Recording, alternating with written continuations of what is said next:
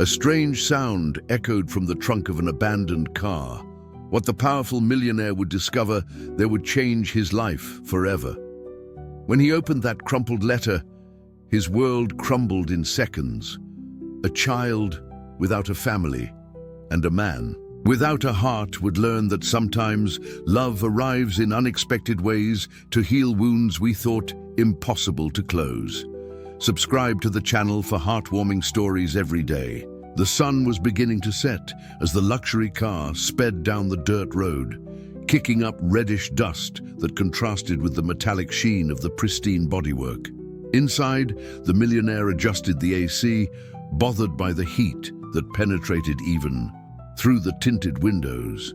He wore a custom-made Italian suit, a platinum watch on his left wrist, and his cell phone wouldn't stop ringing with calls from executives desperate for his attention. "Tell them I'll deal with it when I get back," he replied curtly to the driver, who was relaying yet another urgent message. "This week, I'm out of range of any problem they deem unsolvable." His eyes, as cold as the steel of his skyscrapers, gazed at the landscape without really seeing it. The ranch he was heading to was just another investment, a place where he rarely set foot, not out of appreciation for nature, but out of a strategic need for isolation. There, he would close deals that would multiply his fortune, already incalculable by ordinary standards. The driver slowed down as he spotted something odd around the next bend. "Sir, there appears to be an abandoned vehicle ahead." The millionaire raised his eyes from the documents he was reviewing. "Go round it. We don't have time to stop." "It looks like a high-end car, sir, possibly wrecked. Someone might need help." Annoyance tightened his face. If there was one thing he hated, it was changing plans. He checked his watch impatiently. Pull over just long enough to check for injuries, nothing more. The car approached the abandoned vehicle, a high-value sports model covered in dust and with the doors locked. There was no sign of an accident or people around. The millionaire was about to order them to move on when an unusual, almost inaudible sound caught his attention. It was crying, weak, intermittent. "Did you hear that?" he asked, suddenly alert. The driver nodded, tense. "Sounds like it's coming from the trunk, sir." The millionaire hesitated for a second. Highway robberies weren't uncommon, and sophisticated ambushes happened. But something in that sound, something vulnerable and genuine, made him open the door, ignoring the security protocol he had religiously followed for decades. "Stay in the car and keep the engine running," he ordered as he walked cautiously to the abandoned vehicle. The crying intensified slightly as he approached. He took off his expensive coat and wrapped it around his hand to break the trunk lock, which gave way with a metallic click. At that moment, time seemed to freeze. Wrapped in a tattered blanket, dirty with dust and damp stains, was a baby. Wide, frightened eyes fixed on his, the little face red from muffled crying, the tiny hands clinging to a torn teddy bear. Beside him, an empty bottle and a crumpled envelope. The millionaire felt his heart, that organ that had long functioned, only to keep his body alive, accelerate in a way he didn't recognize. He picked up the envelope with trembling fingers, something that never happened during his most tense negotiations. Inside, a sheet of notebook paper with irregular handwriting, blurred in some places by stains that looked like tears. His eyes scanned the first lines, and the world around him seemed to fall completely silent. "If you're reading this, please take care of my son. He's your grandson." His legs buckled. For the first time in 40 years, the man who commanded empires fell to his knees, not before kings or presidents, but before a baby who couldn't even speak. The millionaire remained motionless, the letter trembling in his hands, as the weight of the words crushed him like an avalanche. Long-buried memories erupted to the surface. The face of his daughter at 16, tears streaming down as he shouted unforgivable words, the door slamming for the last time. The silence that followed for years as he replaced the emptiness with more work, more acquisitions, more power. The baby sobbed, bringing him back to the present. Something primal and unknown stirred in the millionaire's chest. With uncertain movements, he reached out and touched the small body. The child momentarily stopped crying, the swollen little eyes studying the stranger. "Sir, is everything all right?" The driver's voice sounded distant. The millionaire blinked, dazed. He took a deep breath, trying to regain control. "Call Dr. Reynolds immediately. Tell him it's an emergency, and contact my lawyer." He reread the letter, each word like a blade. "I know I don't deserve your forgiveness. I know you erased me from your life when I decided to follow my own path, but now that I'm leaving, I have no choice. This baby is the only family I have left, that we have. I discovered a terminal illness 6 months ago. When you read this, I'll already be gone. No one else can take care of him. You're all he has, even if you're a stranger. Maybe you'll reject him like you rejected me. But I had to try. For him." The millionaire swallowed hard, words stuck in his throat like thorns. A terminal illness. His daughter had died alone, without him knowing, without a goodbye, without reconciliation. While he was buying companies and destroying competitors, she was fighting for her life, alone. The baby started crying again, a sound that seemed to amplify the emptiness inside him. Without thinking, he picked up the child in his arms, awkwardly, frightened by the fragility of that being. The baby had the same eyes as her, the same ones that stared at him with hurt the last time they saw each other. "Come on, little one," he murmured, his voice hoarse with repressed emotion. "Let's go. Home." In the car, the millionaire held the baby firmly against his chest, as if afraid that any sudden movement could break him. The driver, visibly nervous, drove in silence, casting confused glances in the rearview mirror. "Change of plans," announced the millionaire. "Return to the mansion in the city, now. Sir, your meeting's at the ranch. Cancel everything." The usual firmness returned to his voice. "And buy baby supplies on the way. Diapers, milk, clothes, everything that's needed." The driver nodded, still stunned by the drastic change. "Do you know this child, sir?" The millionaire looked at the baby, who was now sleeping, exhausted, clinging to his jacket. "He's my grandson," he said, the word sounding strange in his mouth. As the car sped back down the road, the millionaire faced an internal battle. For decades, he had built his life on a foundation of absolute control. No surprises, no vulnerabilities, no emotional dependencies. Now, a tiny being threatened that entire carefully constructed empire. His first reaction was practical. He would verify the authenticity of the letter, seek confirmation through DNA tests, investigate the circumstances. The lawyer would handle the legal matters. The doctor would examine the child's health. Everything would be resolved with the same efficiency with which he managed his businesses. But then the baby stirred in his sleep, instinctively snuggling closer as if seeking protection. And for the first time in years, the millionaire felt completely unprepared.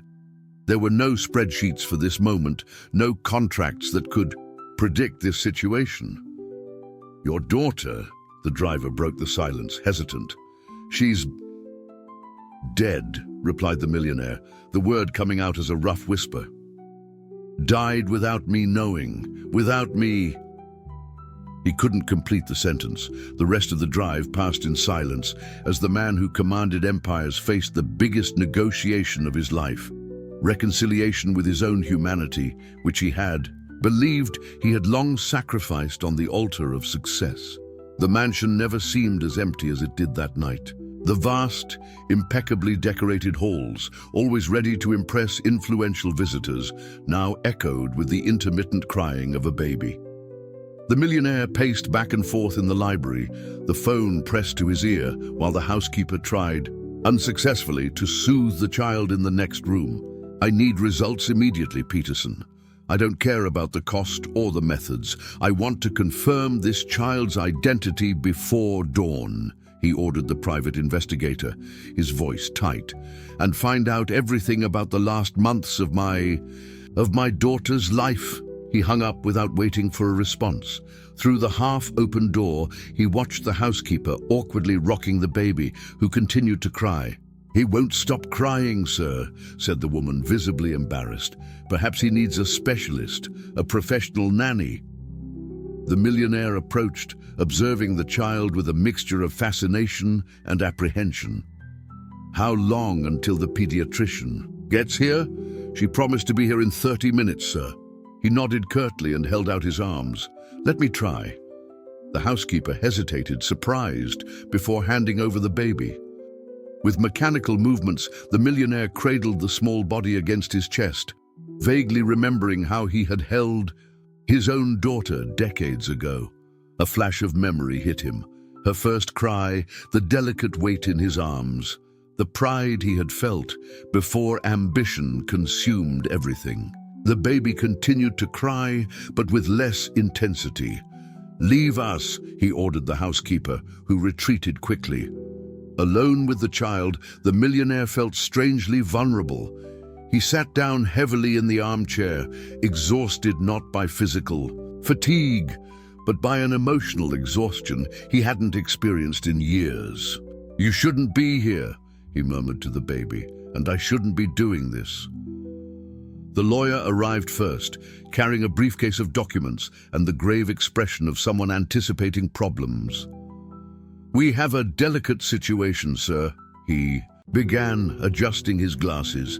"No formal birth certificate found so far, no documents transferring guardianship, and with the mother's death not officially registered in the systems we've accessed, we're in legally murky territory." The millionaire kept his gaze fixed on the baby, who had finally fallen asleep. "What are the implications? If you assume responsibility for this child without proper documentation, you could be charged with kidnapping. If you abandon her to the authorities, considering she was left in your indirect custody, you could face charges of neglect. And if she's really my granddaughter," the lawyer hesitated, "that would facilitate the guardianship process, but we would still need substantial documentation. There's also the factor of public exposure to consider.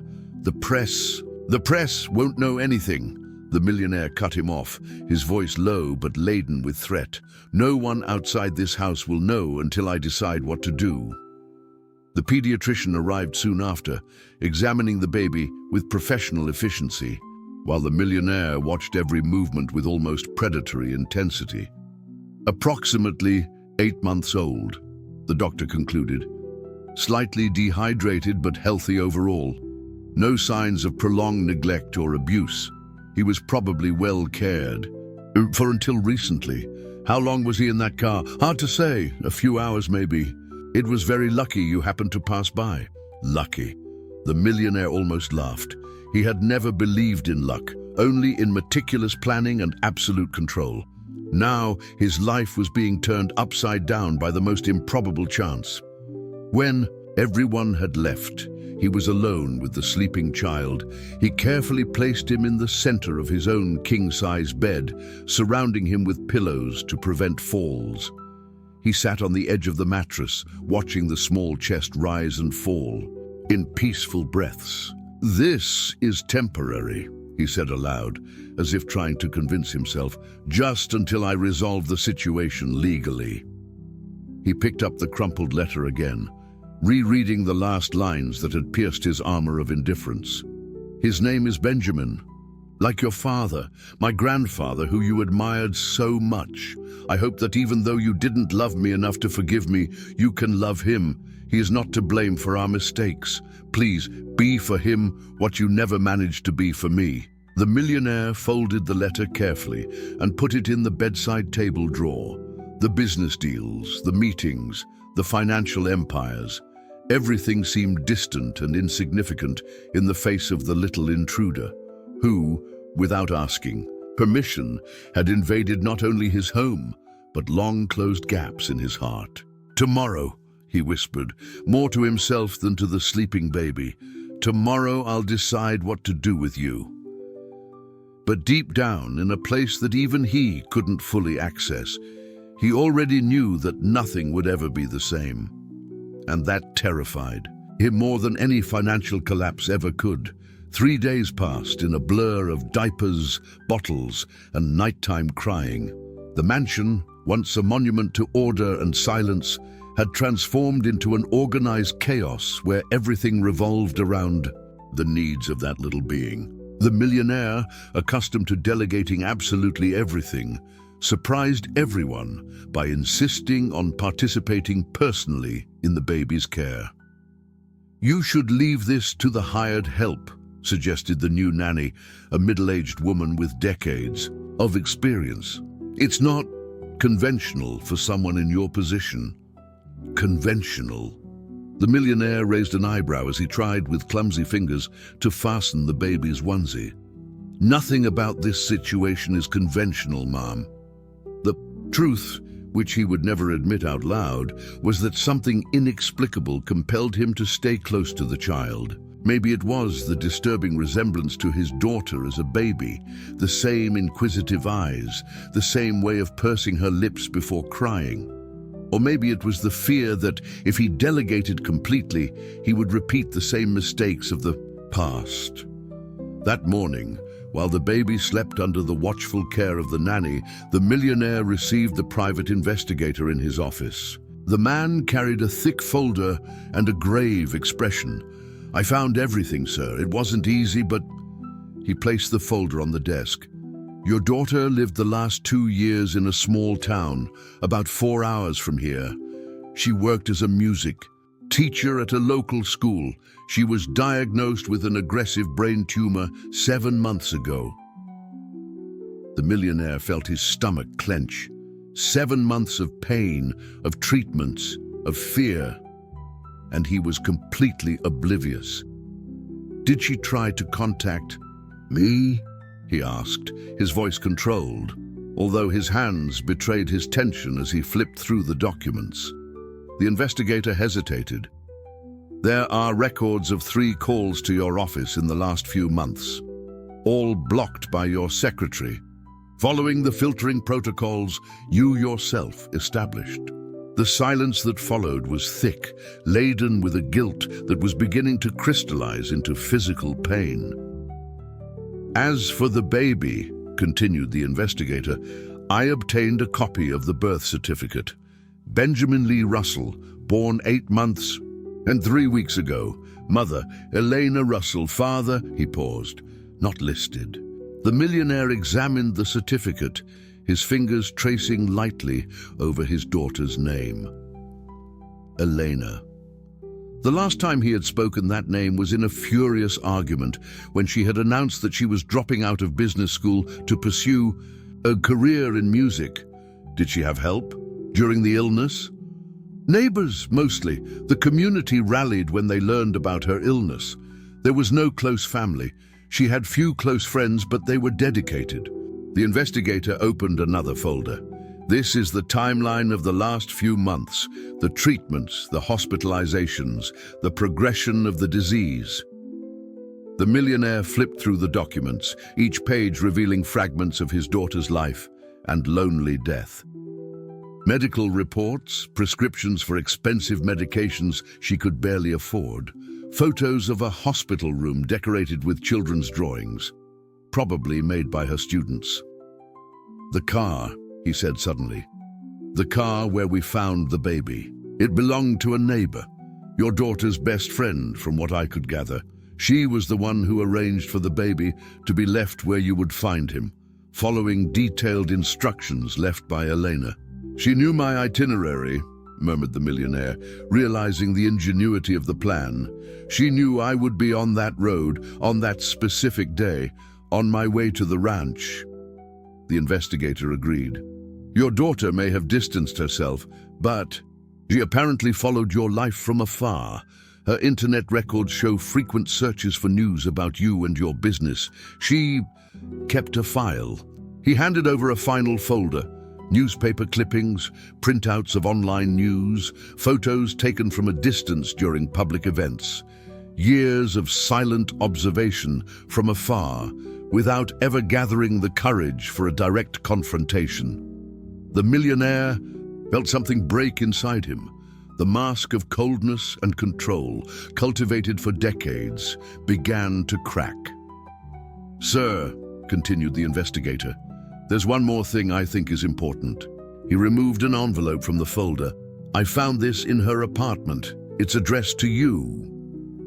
The envelope, still sealed, contained handwriting he would recognize anywhere. With trembling hands, he opened it to find a flash drive and a short note, "For when you're ready."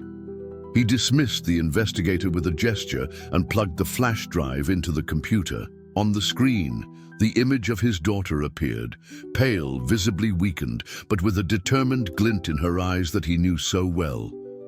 She was holding the baby in her arms. "Dad," she began, her voice weak but firm, "if you're seeing this, it means we've finally met, in a way." The video continued, and with it came the final collapse of the barriers the millionaire had built around his heart. Elena spoke about her life, her choices, the illness, and especially about the baby, how he had brought light to her darkest days, how strong he was despite being so small, how he would need protection and love in a world that could be cruel. "I know you can give him everything I can no longer," she said, tears streaming down her emaciated face. "Comfort, security, opportunities. But what he really needs is love. Someone who sees him as a person, not as an heir or an obligation. I hope you've changed, Dad. I hope the years have softened your edges, as they have softened mine." The millionaire remained motionless, silent tears streaming down his face, hardened by the years. "I forgive you," said Elena in the recording, as if she could see through the screen, through time. "I hope that one day you can forgive yourself too." The video ended with her rocking the baby, softly singing a lullaby that he himself used to sing to her many years ago, before success became his only measure of worth. At that moment, something fundamental changed within the man who had built empires. It wasn't an instant or dramatic transformation, but the beginning of a long thaw. As if a seed, dormant under layers of ice, finally received the first ray of sun after an endless winter. He rose slowly and walked to the baby's makeshift room. He watched him sleeping, so small and trusting, completely dependent on someone who barely knew how to take care of himself emotionally. "Benjamin," he whispered, testing the name, a name that carried history, continuity, legacy, everything he thought he valued, but had pursued down the wrong paths. That afternoon, for the first time, he cancelled all the meetings not out of strategy or convention, but out of genuine choice. He wanted to be there when his grandson woke up. He wanted to hold those tiny little hands and feel the life that pulsed within them. The life that, in some inexplicable way, was also a part of him. The weeks unfolded in a routine the millionaire had never imagined for himself. Urgent video conferences now shared space with feeding and nap schedules. The powerful executive, who intimidated entire boards of directors with a simple expression, was humbly learning the seemingly trivial details of childcare. "You're holding the bottle at the wrong angle," the nanny explained patiently. "That way he swallows air and gets colic afterwards." In the past, the millionaire would have fired any employee who dared to correct him. Now he just nodded and adjusted his technique, watching with satisfaction as the baby sucked vigorously on the milk. "He has an appetite," he commented, a trace of pride in his voice. "Like his grandfather, from what I hear," replied the nanny, allowing herself a rare moment of informality. The millionaire stared at her, surprised. It was true. He had always been known for his voracious appetite, not just for food, but for achievements, for power. Recognizing himself in such a simple trait of his grandson provoked a strange sense of continuity. News about the baby, however, began to circulate, first as whispers among employees, then as cautious inquiries from associates. "There are rumors about a child in your residence," commented the vice president during a virtual meeting. "The shareholders are uneasy. Any personal situation that could affect the company." "My personal life is not open for discussion," the millionaire cut him off. "Focus on the quarterly numbers." But he knew it was only a matter of time before the story came out, and when it did, the vultures would be ruthless. That night, as he watched Benjamin play on the living room rug, now filled with colorful toys that contrasted with the austere decor, the millionaire reflected on the next steps. The lawyer was already preparing the documents for legal guardianship, but there were complications. Without a conclusive DNA test establishing kinship, and with the birth certificate lacking paternal information, the process will be more complex, he had explained earlier. "Do what is necessary," the millionaire had replied. "Cost or time are no obstacles." Now, alone with the baby, he allowed himself a rare moment of vulnerability. He sat down on the floor, something unthinkable weeks before, and watched Benjamin crawl determinedly towards a teddy bear. "Do you know who I am?" he murmured, more to himself than to the child. "Do you know the kind of man your grandfather became?" Benjamin looked up, as if understanding the gravity of the question, and then smiled. A toothless, luminous smile that hit the millionaire like a physical blow. It was Elena's smile as a child, before the arguments, before the distance, before work devoured everything. "God, you're so like her," he whispered, his voice choked. The baby crawled to him and with effort pulled himself up to stand, leaning on his legs. The little hands clung to the expensive pants, leaving marks of drool and crushed cookie. The millionaire didn't care. Hesitantly, he reached out and stroked the fine hair. Benjamin laughed, swaying precariously on his unsteady legs. Then, without warning, he took an uncertain step, his first, before falling back onto the rug. "Did you see that?" exclaimed the millionaire to the empty room. "He walked. He then realized the absurdity of the situation. The man who closed billion-dollar deals without showing emotion was now shouting with excitement over a single baby step. He laughed at himself, a genuine laugh he hadn't experienced in years.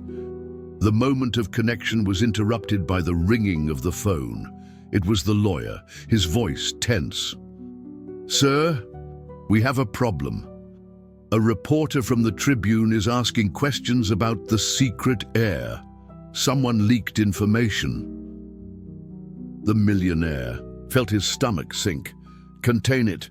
Use the necessary resources." "There's more," continued the lawyer. "We received a notification. Someone is contesting your temporary guardianship of the baby." "Who would dare?"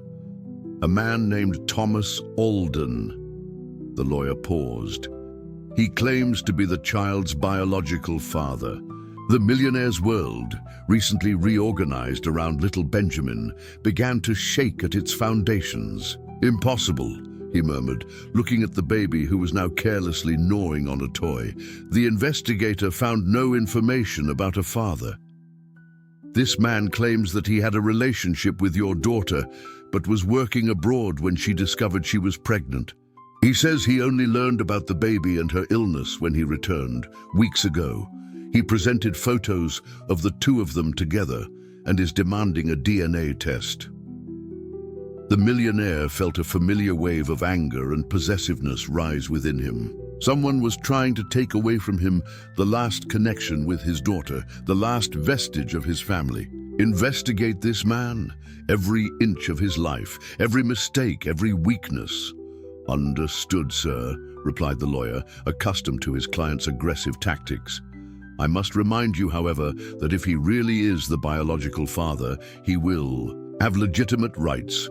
The millionaire hung up without answering. His gaze returned to Benjamin, who was now watching him curiously, as if sensing the sudden change in atmosphere. For the first time in decades, the powerful businessman felt truly threatened. "No one will take him from me," he murmured, picking up the baby in his arms. "No one." The news exploded like a bomb the next morning. "Tycoon hides secret grandson," screamed the headline of the Tribune, accompanied by a photo of the millionaire, entering his mansion with a suspicious bundle covered by a blanket in his arms. The story, though inaccurate in several details, exposed the basics.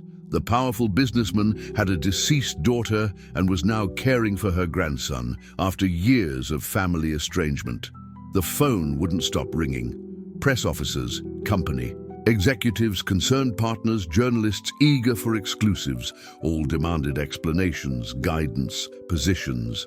"Cancel everything," the millionaire ordered his chief of staff. "No statements, no interviews, no comments." The mansion transformed into a fortress. Additional guards were stationed, surveillance systems reinforced. The lawyer came and went. With increasingly voluminous folders, his expression increasingly tense.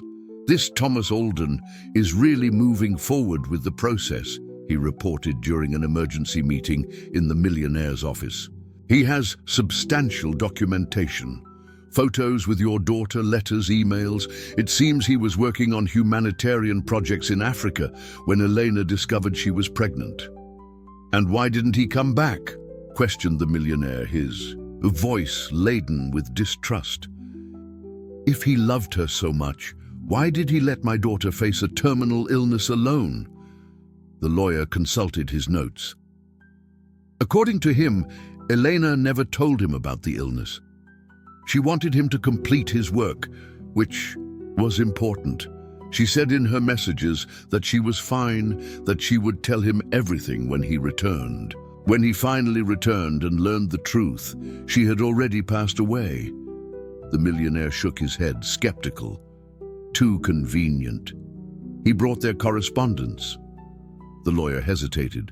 "Sir, her emails appear to be authentic. She really didn't tell him about the illness."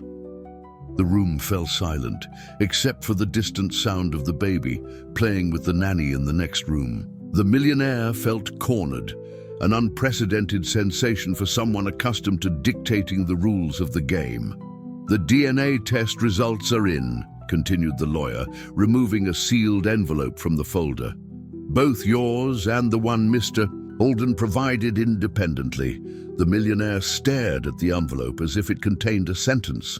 With slightly trembling fingers, he opened it and read the contents.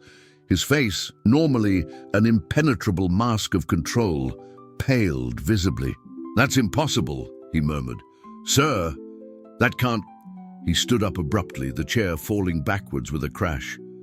"There must be an error in the tests." The lawyer adjusted his glasses, uncomfortable. "They were done in different labs, yes, sir, both with the highest standards. The conclusion is unequivocal. Benjamin wasn't just his grandson. The baby was his son. The implications hit him like successive waves of a tsunami. His daughter hadn't had a child with an unknown boyfriend. She had been a surrogate mother for his own son, a son he didn't even know existed. There's a letter," said the lawyer, handing over a still-sealed envelope. "Mr. Alden brought it today. He said Elena left it with him, to be delivered only when this specific situation occurred." Alone in his office, the millionaire opened the letter with hands that no longer tried to hide their tremor. Elena's handwriting, now so painfully familiar, seemed to leap off the paper. "Dad, if you're reading this, then you already know the truth. Benjamin is not my biological son. He is your son. 5 years ago, when you and Margaret were desperately trying to have a child, do you remember that fertility clinic? Those eggs, donated by an anonymous donor. That donor was me. You never knew. No one knew. It was my way of trying to reconnect, of giving something to you, even when we couldn't talk to each other. When Margaret lost the baby in the 5th month and then You separated. I thought that connection was lost forever. But then I received a call from the clinic. One of the embryos had been preserved by administrative error. They asked if I, as the donor, would like to have it implanted or donated for research. At that moment, I made the most important decision of my life. I decided to carry your child, Dad, my half-brother. It was my way of preserving our broken family, even if you never knew. Thomas, the man you will meet now, was my support throughout the pregnancy. He agreed to be registered as a father when the time was right, but my illness accelerated everything. I know this is shocking, maybe even disturbing, but I want you to understand, I did this out of love, not out of revenge or manipulation. Benjamin is your biological son, blood of your blood in a more direct way than you imagined. Thomas is a good man. He loves Benjamin even though he has no blood ties with him. Please don't turn this into a war. Benjamin needs both of you. My last wish is that you find a way to be a family, the way I always dreamed we would be. With eternal love, Elena. The millionaire let the letter fall onto the table, too stunned to fully process what he had just read. The truth was more complex, more painful, and more redeeming than any scenario he could have imagined. He staggered to the window, watching the garden where, in the past, a little Elena ran and laughed before distance, ambition, and pride destroyed everything. His daughter had given him an unimaginable gift, a son, a continuation, a second chance, through the most selfless act possible. And he, in his paranoia and possessiveness, was about to turn that gift into another battlefield. "Sir," the nanny's voice interrupted his thoughts. "Mr. Alden is here. He says he has an appointment." The millionaire took a deep breath, composing himself. "Bring him in here and—" he hesitated. "Bring Benjamin too." Minutes later, he found himself face to face with the man who had loved his daughter when he himself had failed to do so. Thomas Alden was younger than he expected, with kind and determined eyes. There was no arrogance in his posture, only a dignified sadness and a quiet resolution. "Thank you for seeing me," said Thomas, his gaze momentarily drifting to Benjamin, who was playing on the rug, oblivious to the tension in the room. "You read her letter," continued Thomas, not as a question, but as a statement. The millionaire nodded, unable to find suitable words. How to thank the man who had cared for his daughter in her final moments? How to hate the one who now challenged his custody of the baby?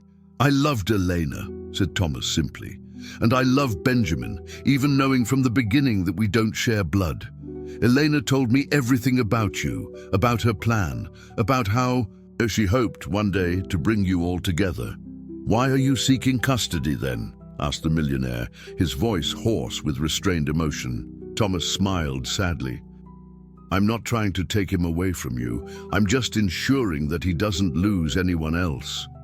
Elena wanted us all to be part of his life. You as a father, me as, well, whatever I can be." He paused. "She feared that your instinct would be to exclude me completely. Die." The millionaire looked at Benjamin, who was now crawling determinedly towards Thomas, as if recognizing him. The young man bent down and picked up the baby with a naturalness that clearly came from practice, from living together, from genuine love. Something broke definitively within the millionaire, not destructively, but like a dam that finally gives way, allowing long-dammed waters to flow freely. "I didn't know," he said finally, "about any of this, about the pregnancy, the illness, about you. She never gave me the chance to be there."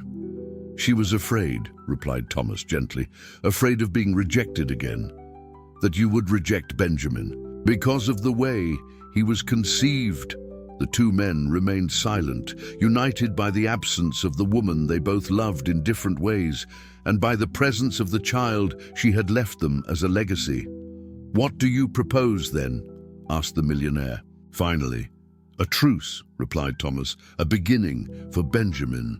Looking at his son, the words still strange, wonderful, and terrifying, in the arms of the man his daughter had chosen, the millionaire finally understood what Elena had tried to teach him through her last and most extraordinary gift.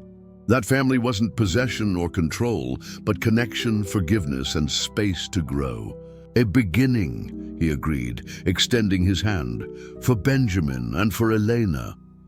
The news about Benjamin, not just as the millionaire's grandson, but as his biological son, leaked to the press exactly 1 week after the meeting with Thomas. The mansion was besieged by photographers and reporters, each more eager than the last for scandalous details of the story that was quickly becoming the scandal of the year. "Tycoon has son with his own daughter," screamed a particularly sensationalist headline, completely distorting the truth about the surrogacy. Other publications speculated about obscure motivations, family revenge, even blackmail. "It's absolutely repulsive," the millionaire growled, throwing the newspapers into the lit fireplace.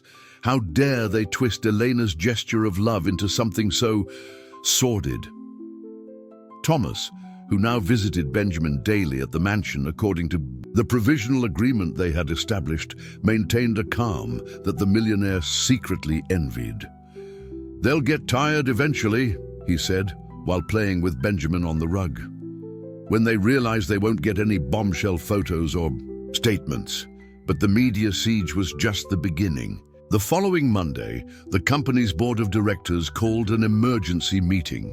The millionaire attended by video conference, refusing to leave the mansion and Benjamin's safety. "The shareholders are concerned," declared the chairman of the board, a man who owed his own fortune to the millionaire, but who now regarded him with clinical apprehension. "This personal situation is affecting the company's image.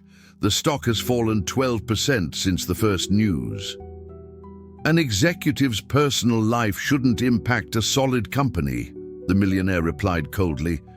"Under normal circumstances, we would agree," intervened another director, "but these aren't normal circumstances, are they? The board suggests you take a temporary leave of absence, just until things calm down."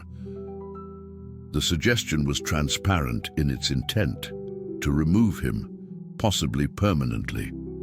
The empire he had built for decades now recoiled from him, as if he were a threat and not its creator. "I understand," he replied, his voice dangerously controlled.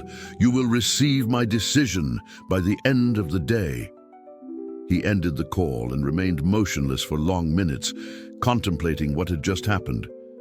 In a few weeks, his meticulously structured life had transformed into something unrecognizable.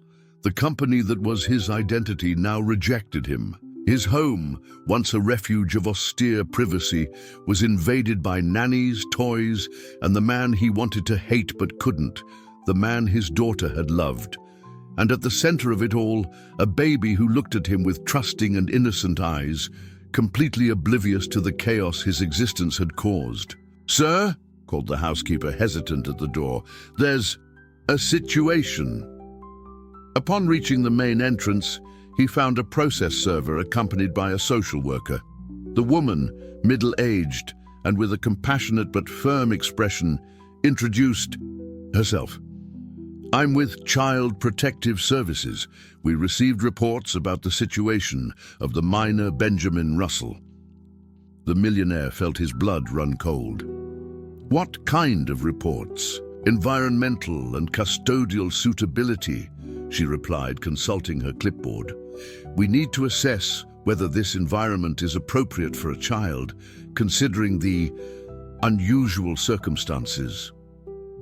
Someone, perhaps a member of the board, perhaps a journalist frustrated at not getting their story, had triggered social services. The message was clear: the siege was closing in from all sides. The process server handed him another document. "We also have a notice of preliminary hearing.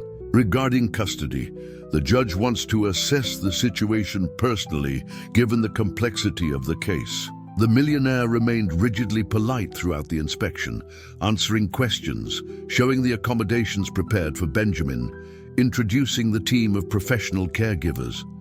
But inside, a primal fear grew, the fear of losing a son, before he even really knew him. When they all finally left, leaving veiled promises of returns and additional evaluations, he found Thomas in the living room, holding Benjamin, who had just woken up from his nap. "I heard everything," said Thomas, his face grave. "This isn't good." "They can't just take my son away from me," replied the millionaire, his voice tight with an emotion he rarely allowed himself to display. "I have the best lawyers, influence, resources." "It's not about money or power," Thomas interrupted gently. "It's about Benjamin's well-being. And the more we fight publicly, the more he will suffer in the crossfire."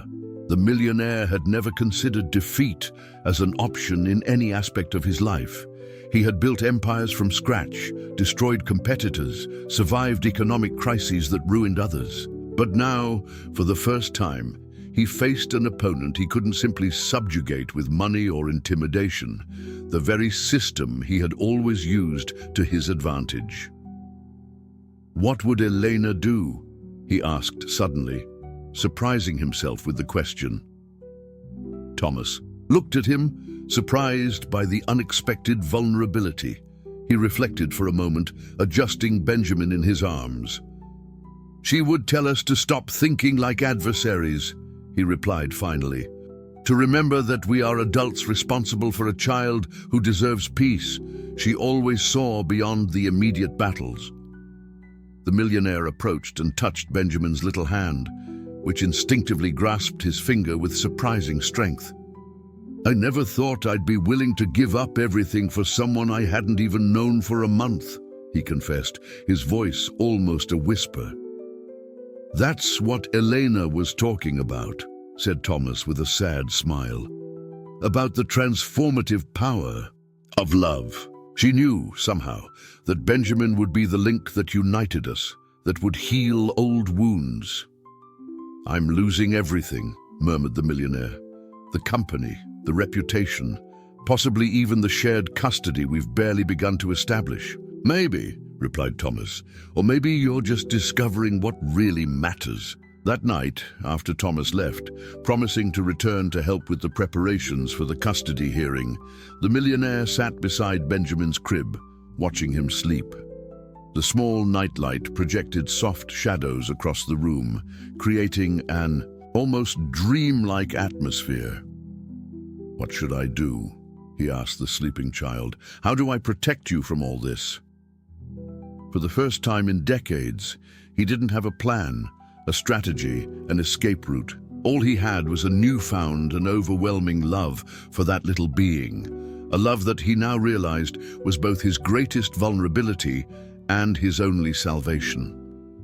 The answer came not in words, but in the growing certainty that it was time to do something he had never done in his life, retreat not out of strategy, but out of love. Sacrifice not to gain later, but to ensure that Benjamin had what he himself had never provided his daughter, a whole family, imperfect but united by the common good.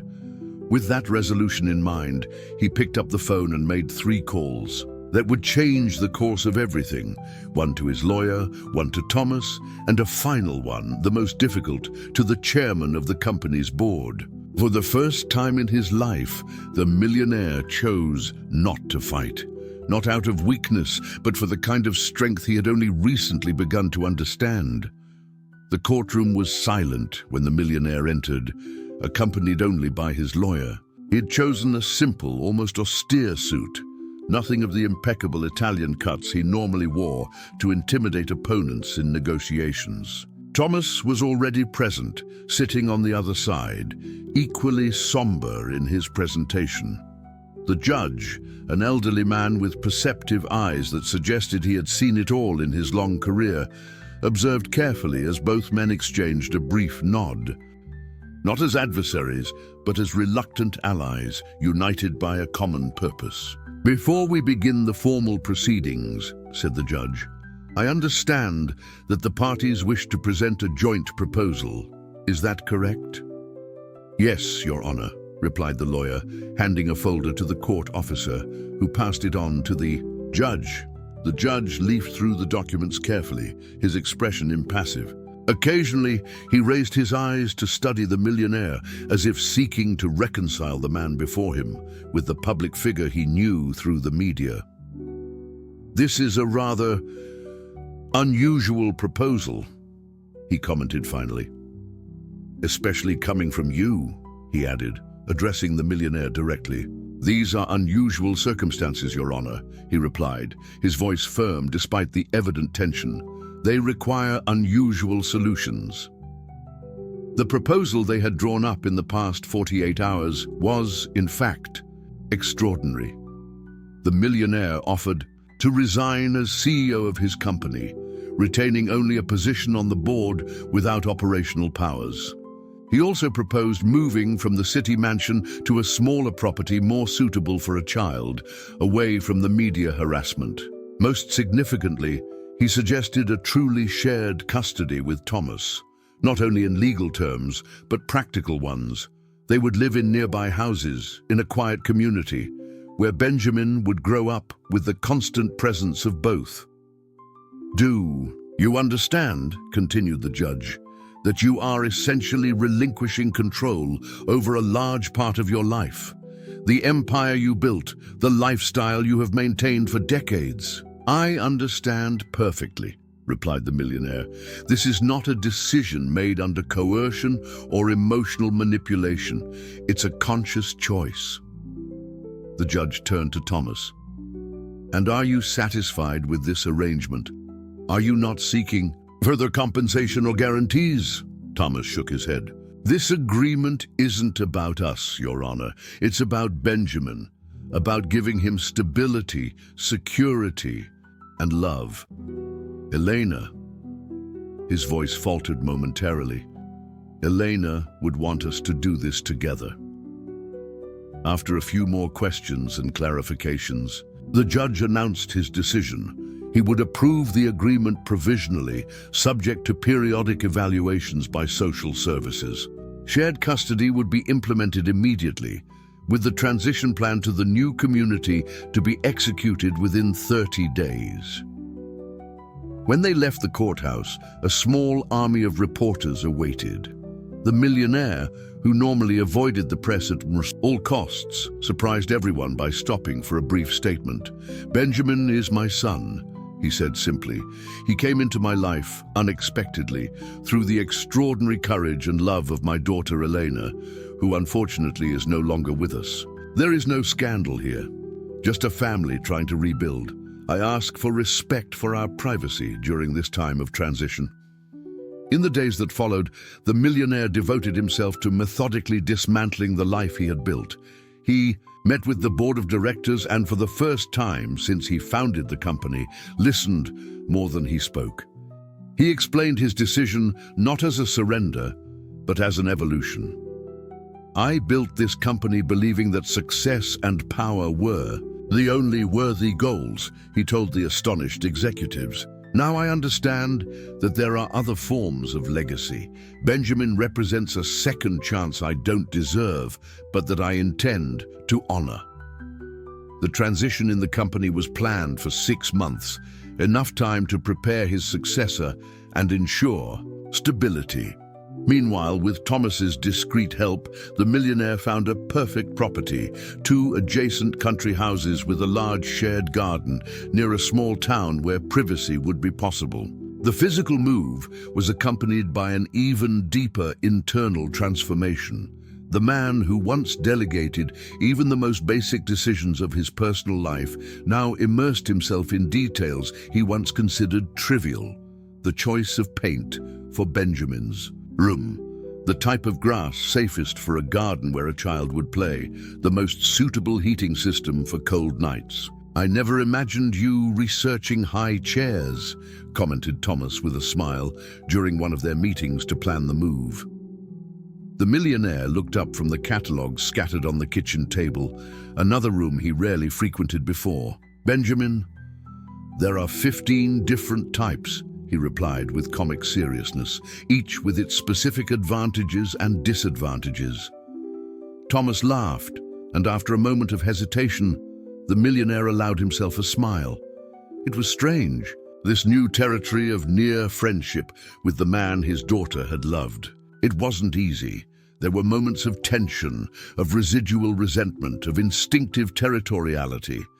But both strove, aware that their success or failure would shape Benjamin's childhood. A week before the planned move, the millionaire found himself alone in Benjamin's room at the mansion, carefully packing the toys and clothes the baby had accumulated in his short time there. The little one slept in the crib, oblivious to the great changes underway. The phone rang. It was the private investigator who continued to gather information about Elena's last years. "I found something you should see," the man said. "A diary. Digital, actually, password protected, but we gained access." "A diary?"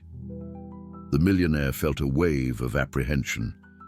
There was something deeply invasive about reading his daughter's private thoughts. "It contains plans," continued the investigator. "Detailed plans for Benjamin, for the three of you, actually. It's quite extraordinary." Hours later, sitting in his office with the tablet containing Elena's most intimate writings, the millionaire finally understood the full scope of his daughter's vision. It hadn't just been a desperate act of a dying woman, it had been a carefully architected plan over years. Elena described how she had followed her father's life from afar, how she had noticed his loneliness after the divorce, how she had known instinctively that work no longer filled the void he refused to acknowledge.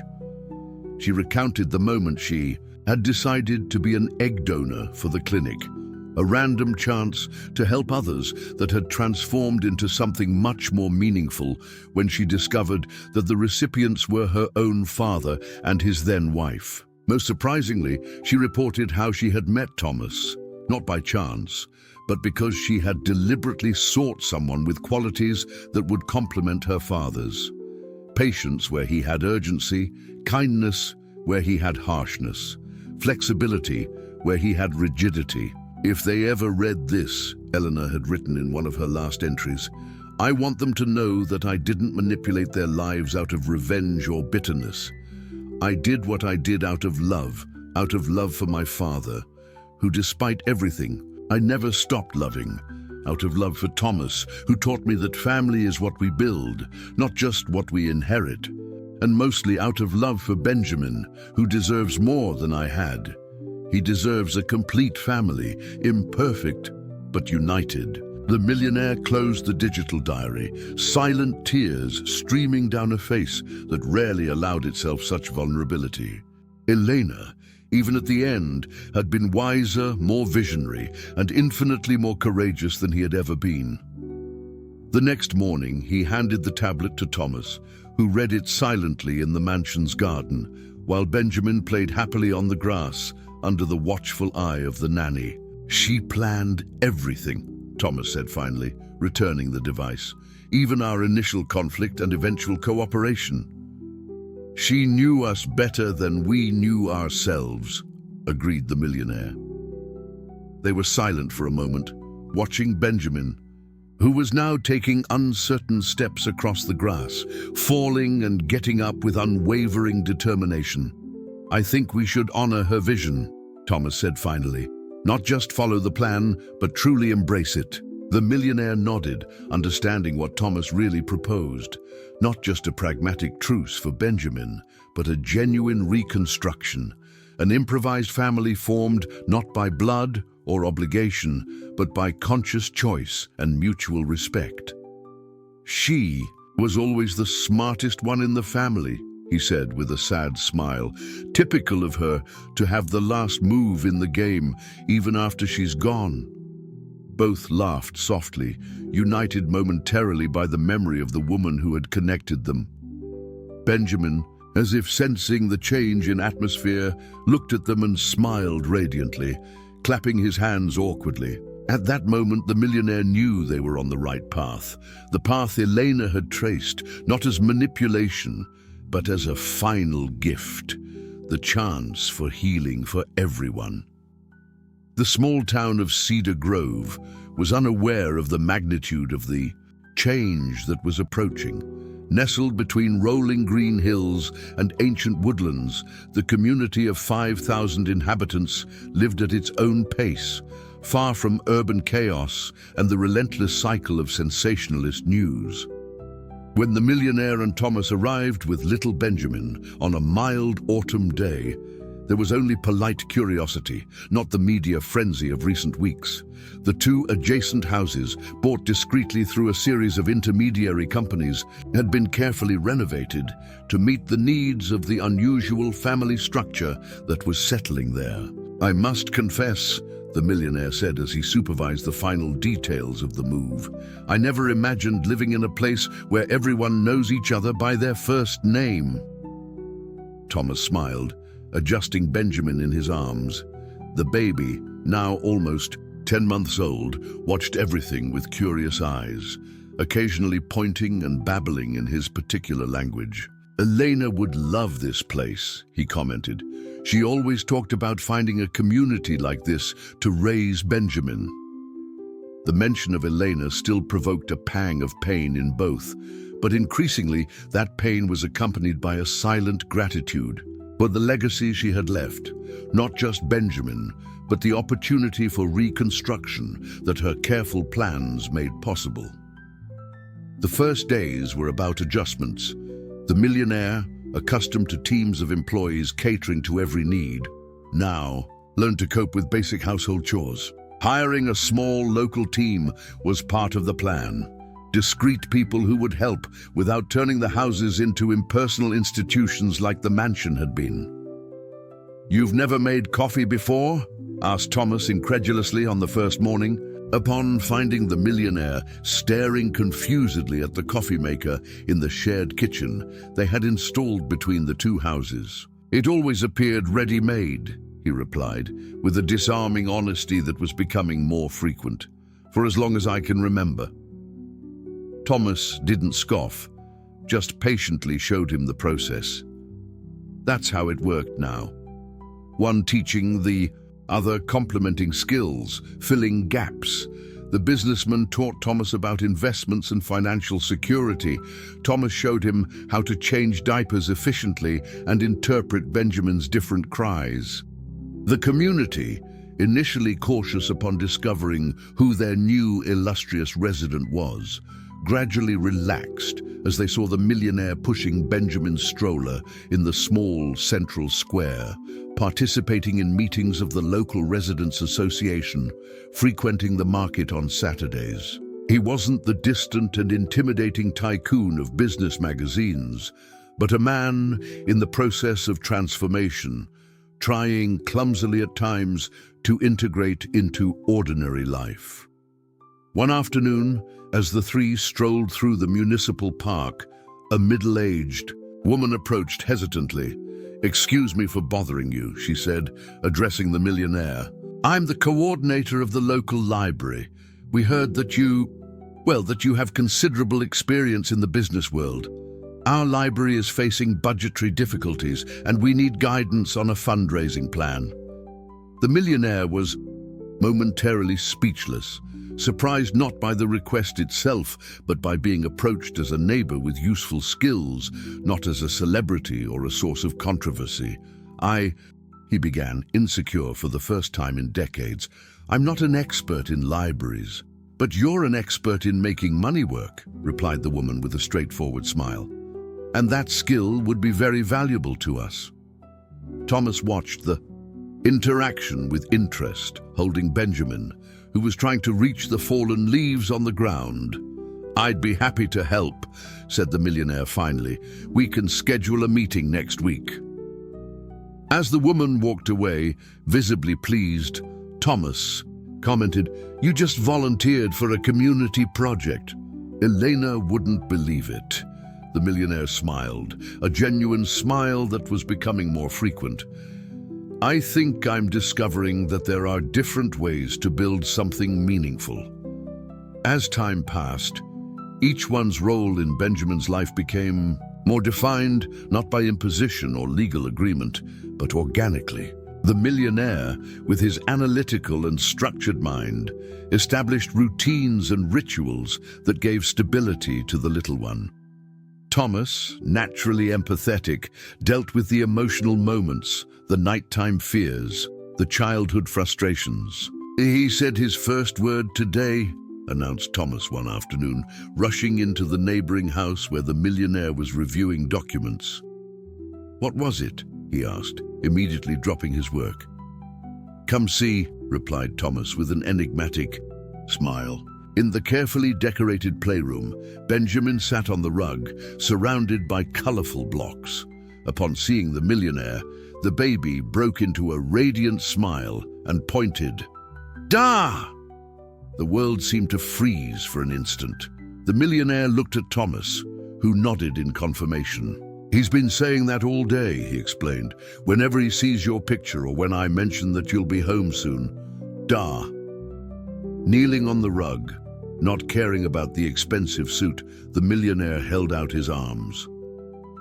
Benjamin crawled quickly to him, repeating, "Da, da, is that for me?" he asked, his voice choked by an emotion he no longer tried to hide. "For both of us, actually," replied Thomas, sitting down next to them. "He doesn't differentiate yet. We're both DR for now."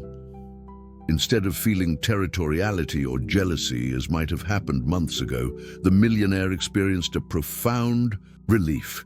The ambiguity was comforting. Benjamin wasn't choosing between them, wasn't divided in loyalties. For the child, they were a unit, a source of security and love that came in two distinct but connected forms. "Da," said Benjamin again, holding the millionaire's face with determined little hands, as if wanting to make sure he was being understood. "Yes," he replied, his voice breaking. "I'm your Da. We are." That night, after Benjamin finally fell asleep, the two men sat on the shared porch between the houses, contemplating the stars that shone with impossible intensity in the big city. "I received a proposal today," said the millionaire, breaking the comfortable silence. "The company wants me to return as a strategic consultant. It wouldn't be an executive position, just occasional advice." Thomas studied him carefully. "Are you going to accept?" "I thought about refusing immediately," he confessed, "but then I realized it would be an unnecessary extreme. I can contribute without letting it take over my life again. Travel occasionally, work remotely." He paused. "What do you think?" The question, asked with genuine interest in the other's opinion, marked a new level in their relationship. It was no longer just a pragmatic coexistence, but a real partnership with mutual respect. "I think it would be good for you," replied Thomas, honestly. "You have a lot to offer, and Benjamin will benefit from seeing that we can be different, follow different paths, without that separating us as a family." Family. The word hung between them, no longer strange or idealized, but real in its imperfection and complexity. "We have to celebrate his first birthday in 2 weeks," Thomas reminded him. "I was thinking of something small right here. Invite some families from the neighborhood, maybe the new friends from the library." "Elena would have elaborate ideas," commented the millionaire, remembering the diary where she described plans for every milestone in Benjamin's life. "Yes," agreed Thomas, smiling at the memory. "But I think she would also be happy to see us improvising our own way." That night, after Thomas retreated to his house, the millionaire remained on the porch, contemplating the extraordinary change in his life. The corporate empire he had built still existed, but it no longer defined who he was. The accumulated fortune remained intact, in fact, growing under careful investments, but its meaning had completely transformed. Now it was a tool to ensure Benjamin's future, to honor Elena's legacy, to build something that, for the first time, had no measurable value in dollars or shares. The small, improvised family they formed was not conventional. It didn't follow the traditional models he had grown up with, nor did it fit into the simplified representations of magazines and TV shows. It was complex, adaptive, built day after day with conscious decisions and honest compromises. And in that complexity, the millionaire found a satisfaction deeper than any corporate achievement had ever provided. Benjamin was teaching him what true success was, not accumulating more, but being more, not possessing empires, but building connections. When he finally retreated, taking the baby monitor to listen to his son's peaceful breathing during the night, the millionaire realized that the storm had passed. What had emerged afterwards was not simply calm, but something more valuable. A peace won, not through the absence of challenges, but through the courage to face them with an open heart. Benjamin's first birthday turned into a larger celebration than initially planned. The small community of Cedar Grove, which had gradually welcomed the unusual family, attended the event held in the shared garden between the two houses in force. Children ran on the grass, adults talked in small groups, and the birthday boy, still unsure of what all the attention meant, alternated between enchanting smiles and moments of shyness, hiding in the millionaire's neck or in Thomas's arms. I never imagined seeing the man who appeared on the cover of Forbes serving homemade punch, commented the local librarian, accepting a cup of the drink the millionaire was distributing. He smiled, surprised by the naturalness of the gesture. I never imagined doing this, he admitted, but I've discovered that I much prefer this kind of event to corporate galas. It wasn't mere small talk. There was deep truth in his words. The past few weeks had solidified a transformation that had begun with the distant crying of a baby abandoned in a trunk. The millionaire, who once measured his worth by the size of his bank account and the fear he inspired in competitors, now found meaning in small daily achievements. Benjamin's first independent step, the growing relationship of trust with Thomas, the gradual integration into the community that had welcomed them. Near the cake decorated with forest animal motifs, a suggestion from Thomas that surprisingly pleased the millionaire, there was a special table. On it, a large framed photograph of Elena, smiling radiantly, and a candle lit continuously throughout the party. It wasn't a morbid or sad gesture, but a serene recognition of her continued presence in the life they were building. She would love to see this, said Thomas, approaching with Benjamin in his arms when most of the guests had already left. The baby, exhausted but resisting sleep, reached out to the millionaire, who took him gently. Yes, he agreed, looking at the photograph of his daughter, especially this improvised part that wasn't in her detailed plans. Benjamin yawned, snuggling against his father's chest. His heavy little eyes struggled to stay open, as if fearing to miss any moment of the celebration. I think it's time for a certain little guy to get some rest, commented the millionaire, beginning to walk towards the house. Thomas nodded, staying behind to start organizing the festive mess. That's how they worked now, a silent system of cooperation that rarely needed words. In the cozy room they had decorated together, the millionaire placed Benjamin carefully in the crib. The baby, already almost asleep, instinctively grabbed the teddy bear that was his sleeping companion, the same torn bear found that first day in the trunk, now carefully restored. "Happy birthday, my son," he whispered, leaning down to kiss the little one's forehead. When he returned to the garden, he found Thomas sitting at the decorative table, contemplating the photograph of Elena. "You miss her every day, don't you?" asked the millionaire, sitting down next to him. Thomas nodded. "In different ways each day, but not just with sadness now." "I know what you mean," agreed the millionaire. "It's as if she gave us a mission, and fulfilling it honors her memory more than any morning could." They were silent for a moment, united by the shared absence of the woman who had transformed their lives. "I received another letter today," said Thomas finally, taking an envelope from his pocket. "Elena left it with my sister to be delivered on Benjamin's first birthday." The millionaire wasn't surprised.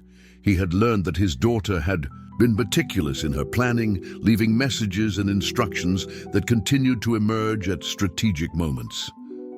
"What does it say?" he asked, feeling the familiar tightness in his chest that accompanied each new posthumous communication from Eleanor. Thomas opened the envelope and held out the letter so they could read it together. Eleanor's handwriting, now painfully familiar to both, flowed across the page with the elegance and determination that characterized her in life. "My dear Dad and Thomas, if you are reading this, it means you made it. Benjamin turned 1 year old and you are celebrating together. I don't know exactly how you are living this arrangement that I imagined, whether in separate houses as I suggested, whether alternating custody, or perhaps you have found a completely different path that I didn't even consider. The important thing isn't to follow my plan to the letter, but to honor its spirit. Benjamin is not just my last gift to you, it's my last lesson too. Throughout my life, I have observed how we build walls around ourselves, how pride and fear prevent us from seeing beyond our own limited perspectives. Dad, you built financial empires, but let your heart atrophy in the process. Thomas, you dedicated yourself to helping strangers around the world, but were afraid to put down deep roots, to truly commit. Both of you, in your own way, avoided the kind of vulnerability that makes life truly meaningful. Benjamin didn't come into the world in the conventional way. Our family doesn't follow traditional models, but perhaps that's exactly what we need. A reminder that the most important connections transcend conventions, expectations, and even blood ties. I won't know what this first year was like. The challenges you faced, the joys you discovered, the compromises you made. But I know both of you well enough to believe that you found a worthy path, even if imperfect. I am eternally grateful that you accepted this final challenge I left you, for having chosen Benjamin above your own egos and differences. From now on, there will be no more letters or instructions. The future belongs entirely to the three of you. Write it with wisdom, patience, and above all, with the love that I know you are both capable of offering. Benjamin deserves to know the whole story someday, not just how you became a family, but also who I was and the role I played. I trust you to find the right moment, the right words. With eternal love and gratitude, Eleanor. When they finished reading, the garden was bathed in the golden light of dusk. In the distance, the sounds of the small town preparing for the night created a peaceful soundtrack, so different from the constant noise of the metropolis the millionaire had inhabited for decades. "She was always the wisest among us," he commented finally, carefully folding the letter. Thomas smiled. She had this ability to see beyond the immediate, to understand what really mattered. "I don't know if I'm up to the challenge," confessed the millionaire, surprising himself with the vulnerability he now expressed more easily. "To be the father Benjamin deserves, the kind of father I never was to Elena." Thomas studied him for a moment before answering, "None of us knows for sure. That's why we're doing this together." The word hung there, unspoken but present. Family. Not a family defined by biology or tradition, but forged by choice, by daily commitment, by a love that transcended conventional categories. In the months that followed, life settled into a new rhythm. The millionaire accepted the role of occasional consultant at his former company, working remotely and traveling only when absolutely necessary. Thomas partially resumed his work on humanitarian projects, but only those that allowed him to stay. Close to Cedar Grove, Benjamin flourished in the stable and loving environment they created. His first steps turned into clumsy runs across the garden, His first words multiplied into simple sentences, then into curious questions, finally into lively conversations that revealed a keen and observant mind, traits they recognized in both his grandfather and Elena. On his second birthday, the community no longer saw them as unusual figures or displaced celebrities, but simply as the family of the double house, as they affectionately called them. The millionaire became an active member of the library board and, ironically, treasurer of the Residents Association. Thomas established a small community center that offered free music lessons for local children, a silent tribute to Elena's passion. It was that year that the millionaire made a significant decision. He established a foundation in Elena's name, dedicated to supporting single mothers with terminal illnesses and their children.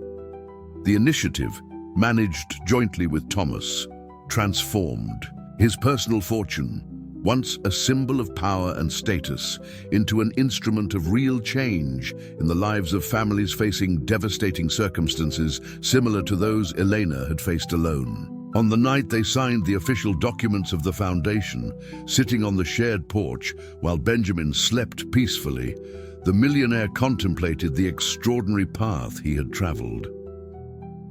"When I think of the man I was 2 years ago," he said, watching the bright stars over Cedar Grove, "I barely recognize him." Thomas smiled. "He's still there in a way. The strategic intelligence, the determination, the ability to build, they're just being channeled in different ways now. For things that really matter," completed the millionaire. He paused reflectively before continuing. "You know, I spent decades building an empire to leave as a legacy. I believed that was immortality, seeing my name on buildings, stocks, headlines. Now I realize that the only legacy that really matters is sleeping in that room." Thomas nodded silently. No words were needed to express the shared understanding of how Benjamin had fundamentally transformed their lives. "He asked about Elena today," commented Thomas after a moment. "He wanted to know why he has 2 houses and 2 dads, but no mom, like his friends. What did you say?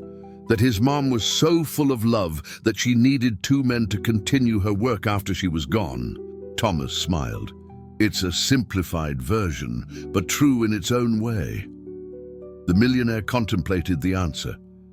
"When do you think we should tell him the whole story? The truth about his origins?" "When he's ready to understand that families come in all shapes and sizes," replied Thomas, "that bonds of love are just as important as blood ties, and that sometimes the most unlikely people can find a way to become exactly what the other needs," added the millionaire. Inside, the baby monitor picked up a small movement, a sleepy murmur. Both became instantly alert, years of nighttime routine creating synchronized reflexes.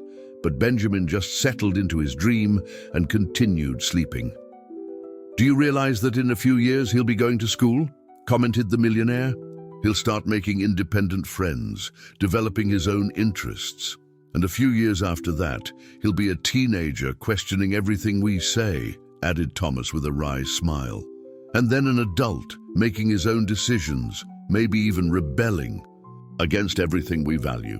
Both considered that inevitable progression. The baby found in a trunk one day would be an independent man making his own choices. "If we're lucky," said Thomas, "he'll rebel against us exactly as Elena rebelled against you, with courage, to follow his own path, but with enough love to try to build bridges even when it seems impossible." The millionaire felt a lump in his throat at the thought of the cycle coming full circle. "That's what scares me most. Making the same mistakes again, valuing the wrong things, demanding too much, understanding too little. That's why there are 2 of us," replied Thomas simply, "to remind each other of what really matters." The night progressed peacefully over Cedar Grove. Soon, Benjamin would wake up for his breakfast, full of energy and questions, demanding attention, love, and patience.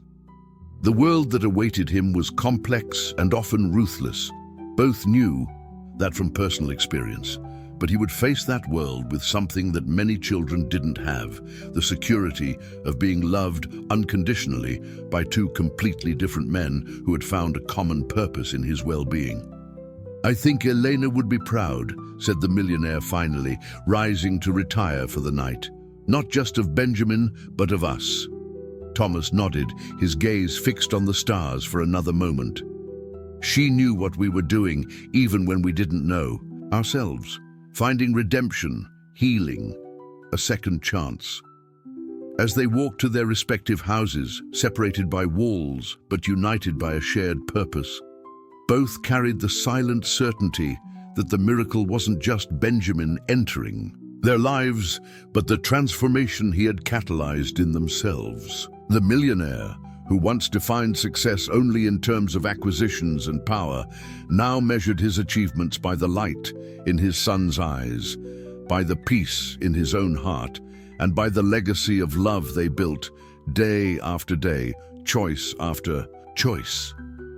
Elena's final lesson, that family is something we build, not just something we are born into, would continue to guide them for years to come, through challenges they couldn't even imagine and joys they didn't yet know. And so, in the small town of Cedar Grove, a baby found in a trunk had transformed into the unexpected bridge between worlds, the seed of an improvised family and the catalyst for a redemption that no fortune could buy. A true legacy after all. If this story touched you, subscribe to the channel and turn on notifications to receive new stories every day.